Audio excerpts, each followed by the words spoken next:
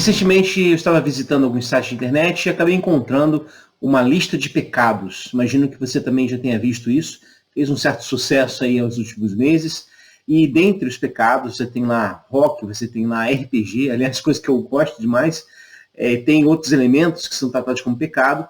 E basicamente é uma lista que quase serve como bingo, né? Do tipo, vou marcando aqui o que eu já fiz para ver se eu estou, em qual nível eu estou nessa relação de pecados. E normalmente pecado é entendido no universo evangélico como isso, como uma lista de proibições, do tipo, não faça isso, não vá àquele lugar, não pense dessa forma, enfim. Mas será que pecado é isso mesmo? Então, nesse vídeo, a gente vai conversar um pouquinho sobre esse assunto, tendo como base o texto de Gênesis, capítulo 1, 2 e 3. Então, a gente vai conversar um pouquinho sobre Gênesis, tentando responder à pergunta, afinal, o que é pecado? Mas antes, claro, se você é novo aqui no canal, desejando se inscrever, faça isso. Curta o vídeo se você estiver gostando do vídeo e compartilhe o conteúdo, isso ajuda bastante aqui ao crescimento do canal.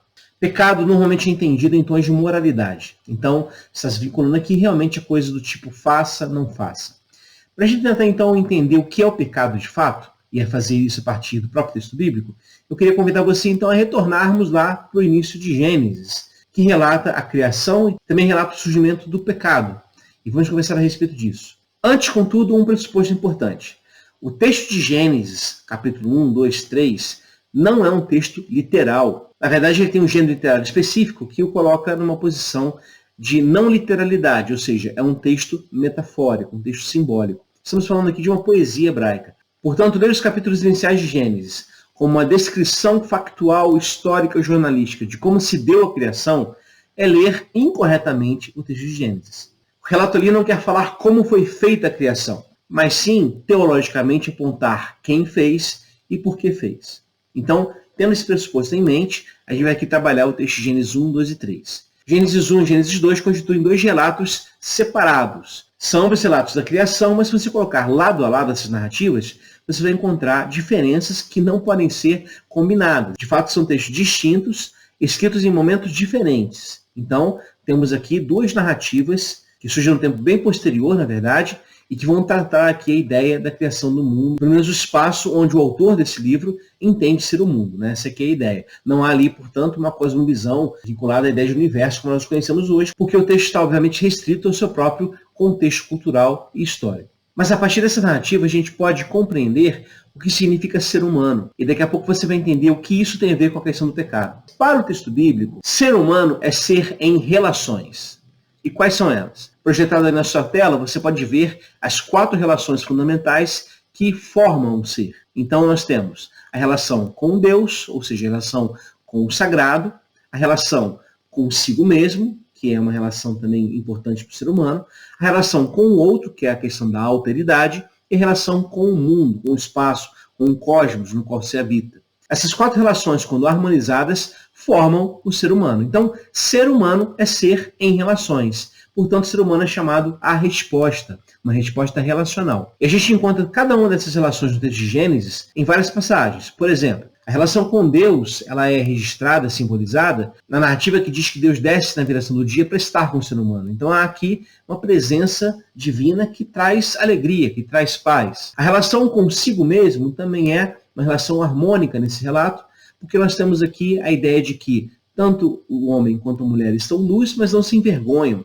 Não há aqui consciência culpada, não há nenhum tipo de ataque externo que vá destabilizar essa harmonia interna vinculada à própria consciência de quem sabe nu diante de Deus. Afinal de contas, se Deus me criou assim, ele sabe quem eu sou. Essa seria a ideia. Também há aqui uma relação harmoniosa com o próximo. No relato bíblico, quando Adão encontra Eva, ele explode num poema de amor e identificação. Essa é ossos dos meus ossos, carne da minha carne. Afirmando aqui, mais uma vez, a igualdade de gêneros que qualifica esse estado de coisas harmonioso. Ou seja, ser humano é ser em relação com o outro. E também o ser humano é colocado no jardim para cuidar e cultivar o jardim, protegê-lo. Ou seja, há uma relação aqui com o mundo, com o cosmos. Quando essas relações, portanto, estão em harmonia, nós nos humanizamos. Ser humano é ser em harmonia nessas 4 relações. Mas aí nós temos o texto de Gênesis 3. E Gênesis 3 apresenta a ideia do pecado. O relato diz o seguinte: mas a serpente, mais sagaz que todos os animais selváticos que o Senhor Deus tinha feito, disse à mulher: é assim que Deus disse? Não comereis de toda a árvore do jardim? Respondeu-lhe a mulher: Do fruto das árvores do jardim podemos comer, mas do fruto da árvore que está no meio do jardim, disse Deus, dele não comereis nem tocareis nele, para que não morrais. Então a serpente disse à mulher, é certo que não morrereis, porque Deus sabe que no dia em que dele comerdes, se vos abrirão os olhos, e como Deus, sereis conhecedores do bem e do mal. Vendo a mulher que a árvore era boa para se comer, agradável aos olhos, e a árvore desejável para dar entendimento, tomou-lhe do fruto e comeu, e deu também ao seu marido, e ele comeu. Novamente, estamos aqui diante de um texto simbólico, e não literal. Evidentemente que o cristianismo associou, por exemplo, a serpente à figura do diabo, do tentador, mas aqui no texto de Gênesis, essa serpente não representa isso, mas aí é um assunto para outro vídeo. Se você desejar, então, que a gente converse sobre isso, coloque aqui nos comentários. Eu queria um vídeo sobre Gênesis, a gente conversa então a respeito. Mas voltando aqui na narrativa, nós temos então a seguinte situação. Há uma proposta da serpente dada à mulher, na verdade dada ao casal. A narrativa pressupõe que ambos estão juntos. Então a ideia é o seguinte, é a proposta dada ao ser humano. E qual proposta é esta? A proposta é basicamente o seguinte, sejam mais do que humanos. A promessa da serpente ao ser humano é exatamente essa. Se vocês comerem, vocês serão como Deus. Ou seja, vocês não serão mais humanos, vocês serão mais do que humanos. Esta é a grande tentação, ser mais ou menos do que humanos. Ou seja, a nossa vocação é sermos humanos, porque essa é a proposta que Gênesis apresenta, ser humano nessas 4 relações. Portanto, quando a gente não quer ser humano, quando a gente se desumaniza nesse processo de relação com Deus, com o outro, conosco e com o mundo, nós, na verdade, estamos praticando o pecado. Então, nesses termos, o que é o pecado? Bom, se essa harmonia nas relações forma o humano, o pecado é a desumanização do ser. E isso se revela exatamente no capítulo 3 de Gênesis, porque todas essas 4 relações são rompidas quando o ser humano deseja ser mais do que humano. Vejamos, a relação com Deus, por exemplo, que era uma relação de paz e prazer, agora gera medo. Quando esse ser humano, que quis ser mais do que humano, percebe a aproximação de Deus, essa presença divina que antes gerava prazer e conforto, agora gera medo, de tal forma que eles se escondem de Deus e dizem a Deus o seguinte, eu ouvi a tua voz soar no jardim e tive medo e por isso me escondi. Uma primeira relação rompida por causa da lógica do pecado. Em sequência, a gente pode ver uma segunda relação que também foi rompida, a relação consigo mesmo, porque no lugar de termos aqui uma consciência tranquilizada, pacificada diante de Deus, afinal de contas, como eu disse antes, Deus os criou nus, então por que iriam se esconder de Deus dessa forma?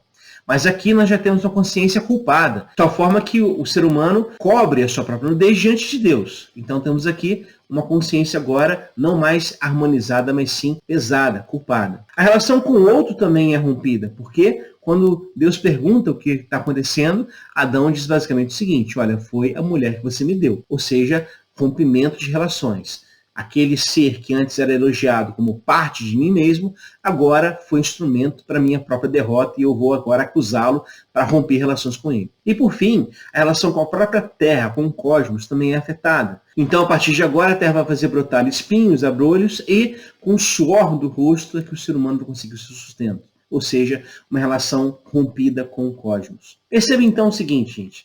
Quando essas relações são rompidas, nós temos o pecado. O pecado, portanto, é a desumanização do ser. Porque se essas relações, mantidas em harmonia, nos humanizam, nos tornam aquilo que nós somos chamados a ser, homens e mulheres, quando há aqui qualquer proposta que nos desumaniza, nós estamos, na verdade, encontrando espaço para o pecado. Pecado esse que vai se concretizar no capítulo seguinte, quando Caim assassina Abel. O pecado não é algo lido apenas em tons moralistas. Ao contrário, em termos teológicos, o pecado é muito mais abrangente, porque ele está vinculado às relações fundamentais. Vamos dar aqui alguns exemplos. Não cuidar do meio ambiente, não se preocupar, por exemplo, com o aquecimento global, não se preocupar com a destruição de toda a nossa casa comum, que é a Terra, não se preocupar com isso é pecado. Porque a não preocupação com o mundo representa um rompimento de relações com esse mundo. Portanto, quando nós nos humanizamos no processo inverso, a gente vai se preocupar sim com questões ecológicas, entendendo que questões ecológicas são também parte da teologia e da fé cristã. Quando nós objetivamos o outro, tornamos o outro um objeto, seja em qual nível for, nós estamos pecando contra o outro. Nós consideramos o outro um ser sobre o qual não pode estar a graça de Deus ou a presença de Deus, porque supostamente nós seríamos os controladores dessa graça e esses grupos, essas pessoas não seriam merecedoras dela. Quando a gente faz isso, a gente está pecando contra o outro. Quando nós estamos em guerra conosco, ou seja, a gente não está em paz com a gente mesmo, a gente está pecando contra nós mesmos. E aí, nesse sentido, claro, né, quem vive em guerra consigo, quando vai ao encontro da outra pessoa, vai levar guerra também. Por fim, quando nós objetivamos Deus, transformamos Deus num gênio da lâmpada, pronto a responder aos nossos desejos, ou transformamos numa espécie de capanga mafioso que vai fazer justiça contra os nossos inimigos, postos inimigos, ou quando nós o consideramos ainda um mecanismo de enriquecimento ilícito, enfim, a gente está, na verdade, pecando contra Deus. Compreende aqui como lógica do pecado é muito mais ampla do que apenas questões moralistas? Então, em resumo, o pecado é a desumanização do ser. Quanto mais desumanos nós somos nas nossas relações, mais próximos do pecado estamos. Por sua vez, quanto mais humanos nós nos tornamos, que vale lembrar aqui, nós nascemos humanos do ponto de vista biológico, mas do ponto de vista das nossas relações, nós nos tornamos humanos à medida em que desenvolvemos relações com os outros, com o mundo, conosco e o próprio Deus. Então, é um processo. E nesse processo, quando nós nos humanizamos, nós estamos mais livres do pecado e mais próximos de Deus. A proposta da espiritualidade que vem do judaísmo e do cristianismo é, na verdade, essa humanização. De tal maneira que quanto mais humanos nós somos, mais próximos de Jesus de Nazaré nós estamos, porque ele foi humano perfeito. Bom, é isso, pessoal. Espero que vocês tenham gostado desse vídeo. Se você gostou, curta o vídeo, compartilhe o conteúdo, coloque suas questões também aqui embaixo. Lembre-se que nós estamos aqui trabalhando também uma série Perguntas sobre a Bíblia. Então, se você tem alguma dúvida, alguma questão sobre algum texto bíblico, sobre uma questão teológica, coloque aqui nos comentários. Eu vou fazer uma seleção, a gente vai respondendo aos poucos essa série, tá bom?